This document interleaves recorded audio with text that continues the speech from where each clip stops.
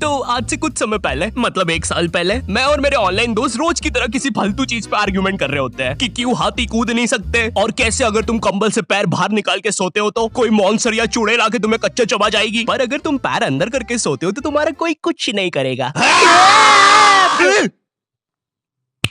फिर पैर अंदर कर लिया। तू अगली बार मिल, बताता हूँ तुझे। चैन से सोएगा ना अब तू। ले तेरा लाइट ऑन कर दिया, अब ठंड में बिस्तर से उठना पड़ेगा। ले तेरा पंखा भी ऑन कर दिया अब तो ऐसी किसी बात पे आर्ग्यूमेंट चल रहा होता है, तो उसी बीच न जाने मेरे दिमाग में क्या आता है और मैं बोलता हूँ, तुम लोग अच्छे लोग हो, हमें मिलना चाहिए। ये सुन के भैया सन्नाटा मच गया। हाँ क्या बोला तूने? आयु तुझे पता है ना ऑनलाइन दोस्त कभी मिल नहीं सकते। इनफैक्ट ऑनलाइन दोस्त जैसी तो कोई चीज ही नहीं होती, हम सब तो रोबोट है। आयु तू हमारा दोस्त हो ही नहीं सकता, हम जा रहे हैं। फिर उन लोगों ने एक दूसरे के गले में हाथ डाला और न जाने क्यों गुस्से में डोरेमोन का थीम सॉन्ग गाने लग गए, वो भी तमिल में।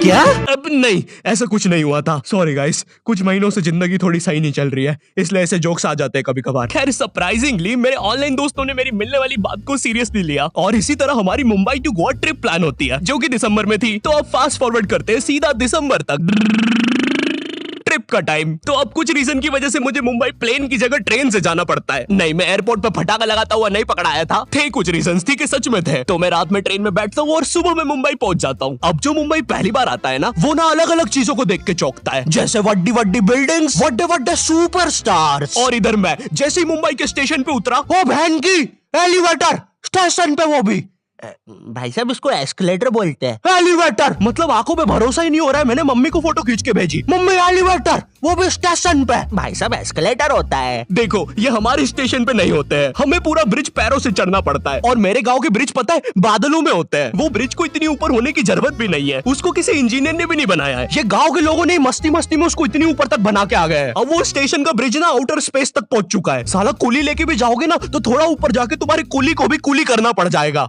भाई साहब कुली करना पड़ेगा। अरे किया तो है तुम्हें। अरे आपको ने मुझे कुली करना पड़ेगा। रुको, कुली।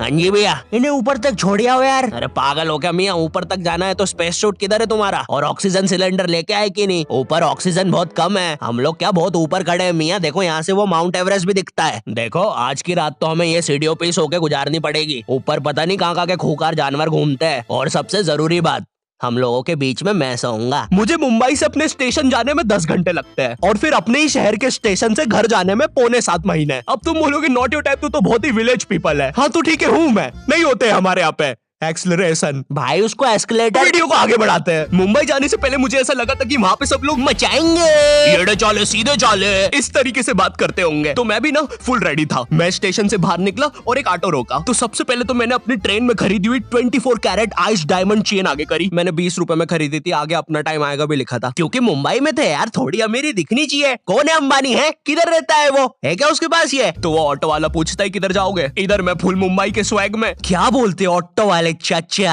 अंधेरी चलोगे क्या? चलो ना, मचाते ना अंधेरी में चल के। अंधेरी में तुम उजाला लेके आओ। ऑटो में क्यों बैठे हो? लैम्बोर्गिनी लाओ। ये अंधेरी में तुम आओ। क्यों चाचा? अरे भाग मादर है, कड़कती धूप में मुजरा दिखा रहे मेरे को। अभी भी ज्यादा दूर नहीं गए, ऑटो से चीप सकता हूँ। हम लोग हमारी मुंबई के अपार्टमेंट आ जाते हैं, वहाँ पर थोड़ा सा रेस्ट करते हैं, क्योंकि स्टेशन से अपार्टमेंट तक तो हम भगते भगते आए थे। वो ऑटो वाला पीछे पड़ा था ना। क्यों पीछे पड़े हो हमारे? जाओ ना। नहीं मजाक कर रहा हूँ। 700 रुपए की टैक्सी करनी पड़ी थी अपार्टमेंट तक। 700 रुपए की। 700 रुपए पता भी है कितने होते हैं? 700 रुपए में पता है तुम मुंबई में क्या क्या कर सकते हो? तुम कर सकते हो 700 रुपए में तुम 700 रुपए में वापस उसी टैक्सी में बैठ के स्टेशन जा सकते हो।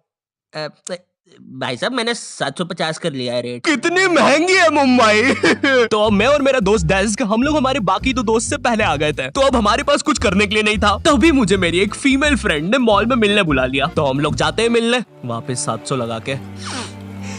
ये मुंबई भी ना। तो मेरी दोस्त ने ना मुझे एक मूवी देखने बुलाया था, अवतार। मूवी में ज्यादा कुछ खास था नहीं, कुछ नीले लोग नंगे होके पानी में भाग रहे होते हैं रोबोट मशीन से बच के। ये मूवी मैंने 3D में देखी थी, ज्यादा कुछ चेंज नहीं हुआ। अब बस वो नंगे लोग मेरे साइड से निकल के भाग रहे थे। हम ये जंग जीत के रहेंगे। सर वो सब तो ठीक है, वो आदमी कौन है?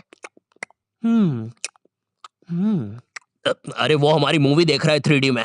उसे तो मजा ही आ जाएगा जब हम सब नंगे होकर उसके सामने से भागेंगे। मेरी बात सुनो सब लोग, हम लोग उसके बहुत पास से भागेंगे लेकिन उसे टच नहीं करेंगे। जिमी मैंने तो अपने हाथ भी गीले कर लिए सुसु से। जैसे ही मैं नंगा होकर उसके पास से भागूंगा अपने हाथ उस पे लपलपा दूंगा, छींटों से उसे लगेगा मूवी और रियल है। मेरी जिस फ्रेंड ने मुझे मॉल में बुलाया था उस दिन उसका बर्थडे था और मैं इधर बेशरम बेहया खाली हाथ गया था, बिल्कुल उस लेंडू बच्चे की तरह जो बर्थडे पार्टी में खाली हाथ आ जाता है। फ्री का नमकीन और केक दे दो बस उसे। तो ये बच्चा इधर मैं था। चीजें अभी इधर खत्म नहीं हुई हैं। उस बंदी ने फिर मुझे गिफ्ट दे दिया। चीजें अब सीरियस हो गई है। दुनिया का सबसे बड़ा क्राइम इधर, ठीक है इधर है, और फिर आता है किसी के बर्थडे पे उनसे ही गिफ्ट ले लेना इधर। पहले तो मुझे समझ में नहीं आया कि ये बंदी मुझे टॉन्ट मार रही है कि सच में गिफ्ट दे रही है। मुझे उस समय इतनी ज्यादा शर्म की अनुभूति और आभास हो रहा था, मेरा मन कर रहा था उठ के भाग जाऊं वहां से।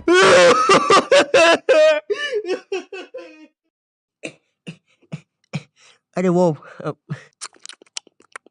वो बाहर बहुत गर्मी है ना, इसलिए मैंने सोचा स्प्राइट पी लूं आके। और पेरी पेरी फ्राइज भी मेरे फेवरेट है। देखो अगर उस टाइम में चाहता तो अपने पीछे वाले जेब से बटवा निकाल के एक 50 का करारा नोट और 1 रुपया लगा के बड्डा लिफाफा बना के उसे दे देता, लेकिन मैं कोई 80 साल का दादाजी नहीं हूँ और वो भी मेरी पोती नहीं है, तो अब मैं कुछ कर नहीं सकता था। इसलिए मैंने बेशर्मों की तरह उसका गिफ्ट ले लिया और कमियां भी निकाल रहा हूँ। घड़ी तो अच्छी लाई हो तुम, लेकिन फास्ट ट्रैक की लाती तो अच्छी है घड़ी। इस ट्रिप पर ना हमारे बहुत ज्यादा पैसे खर्च हो गए थे, इतने कि मैं अपने बेसमेंट वाले बच्चों को खाना तक नहीं खिला पा रहा हूँ। चुप रहो, मैंने कहा ना नहीं मिलेगा खाना। आप पैसे के लिए India's number 1 opinion trading app Probo पे क्यों नहीं जाते? हाँ, आप बस यहाँ पे यस और नो का आंसर देके लाखों में पैसे कमा सकते हो। प्रोबो एक ट्रस्टेड ऐप है जिस पर 1 करोड़ से भी ज्यादा यूजर्स हैं। यहाँ पर क्रिकेट, फाइनेंस, एंटरटेनमेंट और कई सारी कैटेगरीज में क्वेश्चंस है। जैसे अभी T20 सीरीज में इंडिया वर्सेस आयरलैंड में कौन जीतेगा? इंडिया ही जीतेगी। तो मैंने यहाँ यस दबा के क्वांटिटी स्लाइडर को बढ़ा दिया। अब अगर मेरा ओपिनियन सही होता है तो मुझे रियल कैश मिलेगा। अरे लेकिन विराट कोहली भाई, मैंने आपको कब पकड़ा? यहाँ तुम गूगल पे, पेटीएम, यूपीआई की मदद से आराम से 24/7 विड्रॉ कर सकते हो। ओ बाय द वे मैं पुलिस हूँ, तुम्हारे बेसमेंट की जानकारी मिली थी और प्रोबो का लिंक डिस्क्रिप्शन में है। डाउनलोड करने पर हम सभी को 25 रुपए का वेलकम बोनस भी मिलेगा, तो अभी जाके डाउनलोड करो। रात तक मेरे बाकी दोस्त भी आ गए थे, तो फिर हमने मुंबई की फेमस जगह, अरे वहीं जहाँ सब लोग जाते हैं घूमने के लिए, वहाँ घूमना स्टार्ट कर दिया। लेकिन जब तुम तुम्हारे दोस्तों के साथ रहते हो तुम्हारे दिमाग में मस्ती रहती है। तो एक मॉल में हमें एक सांड वाला झूला दिखता है। अब उसे देख के एक 21 साल का मैच्योर आदमी क्या करता? पापा बहुत बीमार है, बहन की भी शादी करवानी है, मुझे लगता है सांडू मैं तुम पे घूमी घूमी करने के लिए थोड़ा बड़ा हो चुका हूँ। लेकिन मेरे 21 साल के दोस्त ने क्या किया? घूमी घूमी। अब यहाँ एक सांड को दूसरे सांड पे चढ़ता हुआ देख हमें भी मस्ती छूटी। हम भी भाग के वो झूले के पास, भैया और तेज चलाओ, भैया और तेज, भैया और चलाओ तेज। मैं मुंबई में एंग्री प्रास से भी मिला था। उन्होंने मुझे अपनी बिल्ली से खेलने दिया था और अपना मास्क भी पहनने दिया था। अच्छा चलो मास्क मैंने बिना पूछे पहन लिया था, कैमरा फुटेज में तो आ ही गया हूँ मैं वहाँ पर अपने मैनेजर सौरभ भैया से भी मिला था। हम लोग मुंबई में लास्ट में जुहू बीच पर गए थे। वहाँ पर सब कुछ बढ़िया था, ठंडी ठंडी हवाएं चल रही थी, सब कुछ बढ़िया था। लेकिन फिर आसमान में कहीं से उड़ने वाली बंदर प्रजाति छा गई। ये बंदर प्रजाति फुग्गे की बनी थी। मेरा नाम है बुबली बंदर, मैं इंसानियत पे कब्जा करने आया हूँ, तो चुपचाप अपने घुटने।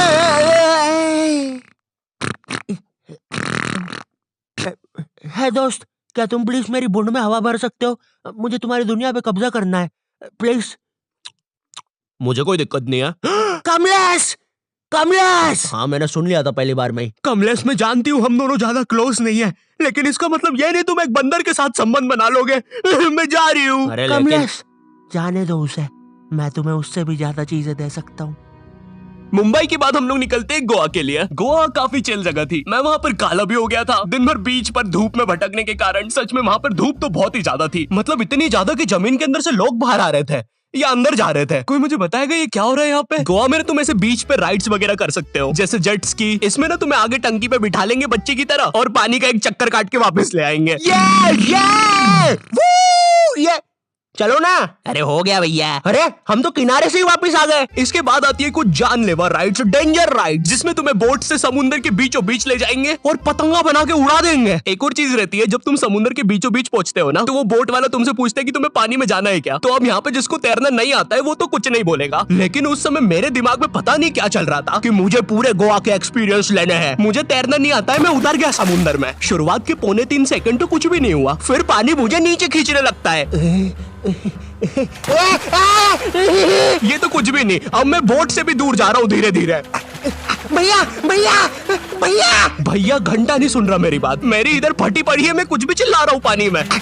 भैया बीमारी है मुझे, ले लो ऊपर। भैया मैं माँ बनने वाला हूँ, ऊपर लो। उस समय कोई दूर से शार्क वार्क भी देख रहा होता ना तो उसे भी दया आ जाती। ओए बच्चे को क्यों परेशान कर रहे हो बे? चलो ऊपर लो इसको, खा लूंगा वरना इसे। चलो बेटा ऊपर चढ़ो तो। हाँ चलो चलो। जैसे तैसे वो बोट वाले ने मेरे को ऊपर लिया। अरे भैया क्या बच्चे ऐसे चिल्ला रहे थे? स्विमिंग सिखा रहे थे तुमको? अच्छा समुंदर में वो भी? तेरे को ड्राइविंग सिखाने का बोलता तो तू तो रॉकेट में बिठा देता मेरे को, पागल। सबने ना मेरा बहुत मजाक उड़ाया कि पानी में गया बच्चों जैसा रो रहा था, लेकिन वो कहते हैं ना सबका टाइम आता है। हम लोग ना उसके बाद एक बनाना राइड पे जाते हैं जिसपे तुम एक बनाना शेप चीज पे बिठाते हैं और उसे नाव से खींचते हैं और बीच समुद्र में ले जाके फेंक देते हैं। तुम्हें पहले नहीं बताएंगे कि तुम्हें फेंकने वाले हैं। उसने हम सबको लेके गया और फेंक दिया। अब सब मुझसे भी गंदे रो रहे हैं पानी में। भैया हम मर गए। पीछे लाइफ गार्ड आ रहा है। अरे भैया इतनी दूर जाओगे तो सच में मर जाओगे। मेरे पास क्लिप पड़ी इधर सबकी रोते हुए, मैं लगा दूंगा। मैं तो करना अरे कुछ नहीं होता, नहीं करना भाई, मरना क्या? चुप रहो। नहीं करना भाई। पर खैर कुछ भी बोलो, ये ट्रिप मेरे लिए one of the best trip थी अपने दोस्तों के साथ। आई होप तुम्हें ये वीडियो पसंद आई होगी, और अगर नहीं भी आती है तो बस इतना सा रुक जाओ, ठीक है? बस इतना सा। मैं एक बहुत ही प्यारी चीज पर काम कर रहा हूँ, ठीक है? बस वो आ ही गई, ये यहीं पे ये बस आ गई। और अगर तुम्हारे पास भी किसी चीज का ओपिनियन है तो अभी प्रोमो डाउनलोड करो, तुम्हें वेलकम बोनस में 25 रुपए में मिल जाएंगे। पर खैर इस वीडियो को लाइक करना मत भूलना, एम करते 8 लाख लाइक्स के लिए, ठीक है? मुझे पता है तुम कर सकते हो, ठीक है? अभी करो। एंड चैनल पे नए हो तो सब्सक्राइब कर देना। मैं मिलता हूँ तुमसे नेक्स्ट वीडियो में जो कि बहुत जल्दी आने वाली है। तब तक के लिए बाय।